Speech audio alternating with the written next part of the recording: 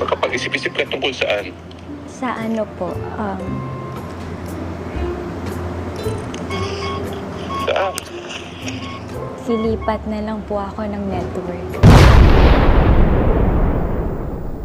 Gumawa ng prank call video si Francine Diaz sa kanyang vlog.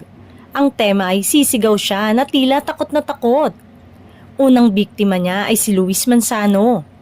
Hindi naniwala sa kanya ang TV host kaya bokya agad ang niyang actress. Maging si Direk Laurenti Joggy ay biniktima ni Francine. Tinawagan niya ito at ang lambing ng pagkakatawag ng ninong. Anya, may problema raw siya at ibig niyang humingi ng tulong sa direktor. Ani ng direktor, go ahead, ano yon? Sandaling nag-sign of the cross ang aktres. Maya-maya, sa lambing na boses, ninong, napag-isip-isip ko na po, pakli ni Francine.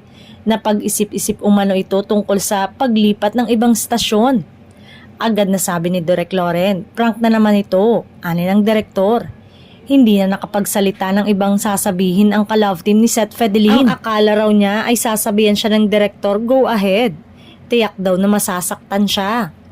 Ayon naman sa direktor, hindi raw kasi kapanipaniwala si Francine sa kanyang sinasabi. Kaya lang ang tanong ng netizen, ano kaya kung totoo sa loob ng aktres ang sinabi?